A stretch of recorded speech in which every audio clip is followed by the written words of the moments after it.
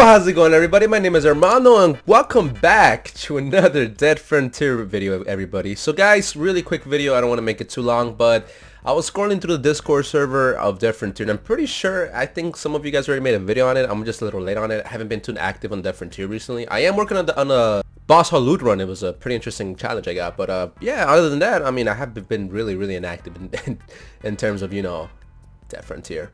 But I was looking through the Discord server and I decided to, for some reason, click on the pinned messages, and I found this from Clayton from the 10th of July of this year, obviously. And Clayton talking about new things he wants to add to the Dead Frontier game, which honestly is very amazing.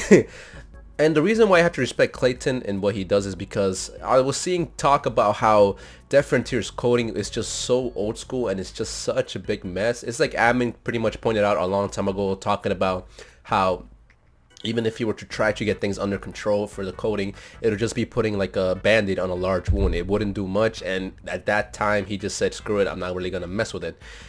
Obviously people were talking about, you know, trying to just redo the whole game, but at that point there were issues about people talking about, you know, if they were to really pull the game off for a while and then when it gets back on, the fear is that if the game does go back live, there wouldn't be anybody left to kind of enjoy it. Everybody would just move on, which again is kind of a valid reason, to be honest. And yeah, with Clayton working on the game, you know, with working with pretty much a messed up coding in place, I have to respect what he's doing for the game right now, man. I can see he's passionate. I mean, in the last update you guys saw, the Wasteland, people were kind of pissed off. They were like, man, why the Wasteland, Clayton? Why did you bring it to the Wasteland? And even though I, you know, didn't have much of a bother to it, I can see why people will be upset. It's pretty far. It takes about half an hour with drugs, with the regular 35% to get there. And it's just annoying to kind of go in and out, you know, from one place to another and then travel another 45 minutes to get back to Secondum. So yeah. But anyway, sorry about that long ramble. Let's just get into what he was talking about.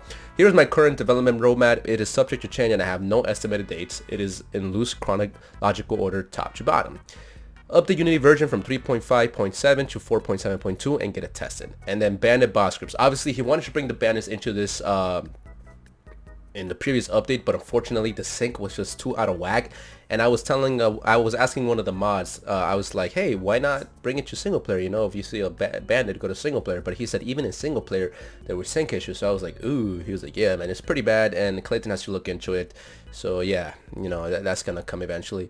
Secondum bunker content expansion, possible raid building similar to Dead Frontier's Cosmere and Sounding INC. So pretty much you can go out there, raid some buildings and just get stuff done, man. Just go out there with your friends, blow everything up, and pretty much just have a good time. I mean, what he's trying to do is just bring more content to Dead Frontier so people could actually have more enjoyment out of the game rather than just go out there, loot, grind, win clan TS, you know, just a simple wash, rinse, and repeat game. And in terms of, if you don't want to kill zombies, you can do these other activities that are around the game, and therefore more players would actually stay and enjoy the content. And the one that really caught my attention was the sewer environment utilized for traveling and introducing new infected types. So me, you guys have always been hearing my one and only desire was to bring subways into Dead Frontier, because I'm thinking, listen, it's an inner city, it's a huge city. As you can tell, it takes 45 minutes from in game from the south or from the second bunker to freaking Wastelands just to get there, or walk to the southeast end zone. It's a huge map, all right? If it takes that long to travel, then damn well you better understand there's supposed to be some type of subways or some type of way that's, you know, underground to travel, because there's no way there's a city that big and there's no other ways to travel. So the fact that he said sewer environment utilized for traveling, introducing new infected, that's honestly pretty amazing, all right? Just the thought about having a new environment that involves, you know, new infected that lived down there for all this time and just, you know, mutating, adapting to their environment and being able to see in the dark, and maybe you can't as much because all you have is a little flashlight and it just points to one direction, so you have to be quick on your, you know, on your mouse and your fingers and just make sure that you can, you know, in time flick to that infected before it gets to you. You know, that would be amazing. And it'll also implement this kind of scary type vibe to it, I guess you can say, because what I feel like Dead Frontier 2D had, the Dead Frontier 3D doesn't have, is that it feels like when it was Resident Evil 4 to Resident Evil 5, 6, and 7, it went from scary to very, you know, anxiety type game to a very actiony game where it starts off kind of scary, but then it just gets pretty actiony. Nothing but explosions, unlimited wraith cannons down the path, and it just loses its it loses its core, you know, in my opinion. It loses what it was meant to be, which is where Death Frontier 2D was this, you know, be very careful, or now you're dying 2 hits, you know, you gotta loot him very quietly, because now we're gonna get these zombies that don't die in 2 hits. So yeah, you know, it is what it is. But if he implements a sewer environment, which I know is gonna take a long time to pretty much bring to Death Frontier, I can understand. It'll be a game changer. I'm just gonna say that. People are actually gonna be like, yo, you wanna take the sewers? You sure you wanna take the sewers? No, nah, you know, there's some crazy stuff down there.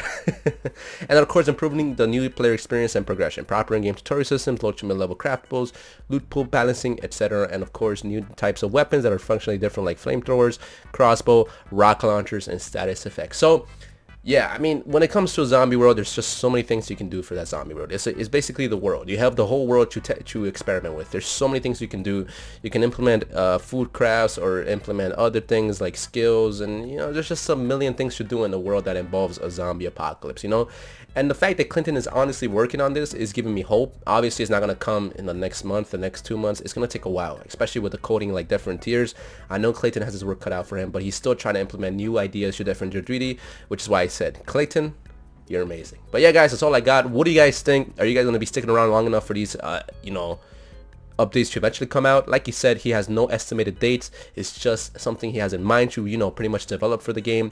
And honestly, I feel like, you know, if this does come to Death Frontier 3D, a lot of players will join in, and pretty much, you know, people would be excited for the new game that is now called Death Frontier 3D. But yeah, guys, that's all I got. This is Hermano signing out. See you guys in the next one. Well, Boss on Loot Room coming up very soon. Take it easy. Bye.